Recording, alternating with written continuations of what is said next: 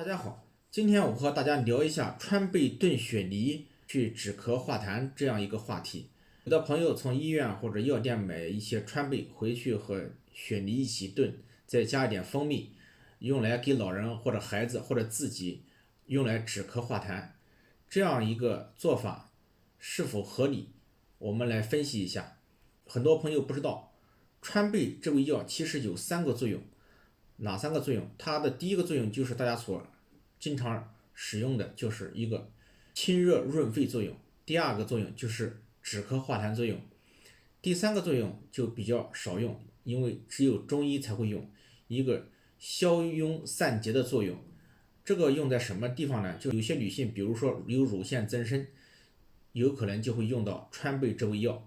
总体上来说，川贝这味药性味是比较凉的，雪梨呢也是比较凉的。如果这两个食物或者说药和食物加在一起的话，它们的性味还是总体是偏凉的。所以对于脾胃功能不好或者胃怕寒的一些朋友来说，川贝炖雪梨加一点蜂蜜的话是不适合的。那么咳嗽对于中医来说，它是怎么调理的呢？咳嗽虽然是一个小的一个症状，甚至不能说是一个病。咳嗽往往传统上是把它分成风寒或者风热。对于普通人来说，这两种咳嗽是最常见的，当然也有其他各种咳嗽。我们今天只说这两种比较常见的、很简单的两种咳嗽，也是我们最常见的咳嗽。对于风热咳嗽，我们经常需要疏风散热，中医经常使用的方子多是桑菊饮这一类的方子。对于风寒咳嗽，我们常常用的方法还是一个疏风散寒。常用的方子比较多，但是它有两个根本的方子，一个是麻黄汤，还有一个桂枝汤，是疏散这种风寒的。所以对于中医来说，并不是一发现病人有咳嗽就立马使用川贝这类止咳化痰、清热润肺的中药来进行止咳。因为对于早期来说，痰必须让病人把它咳出体外，这样才有利于肺的这种机能的正常。所以我们不能一见到咳嗽立马去治，而要从根本上去解决问题。那么川贝炖雪梨适合于哪种情况呢？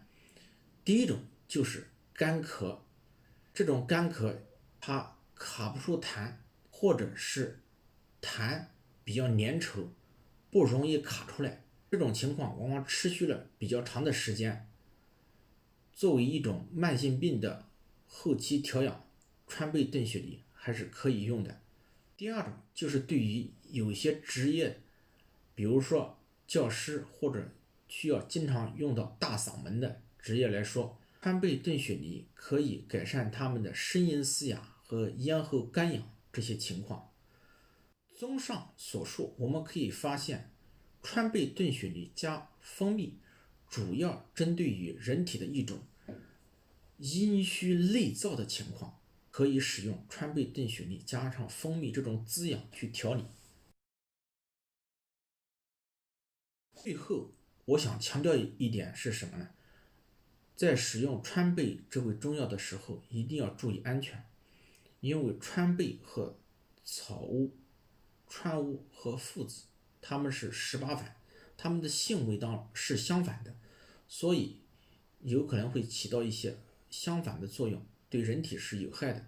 当我们在服用川贝的时候，要注意我们服用的其他的中药里面有没有附子、川乌或者草乌，尤其对于中老年人，治疗风湿性关节炎的药物当中往往会含有这些药物。还有就是对于有些朋友正在服用附子理中丸这一类补阳的中药的时候，里面的附子就是和川贝是相反的，所以这两者是不能同时服用的，这个务必要注意安全。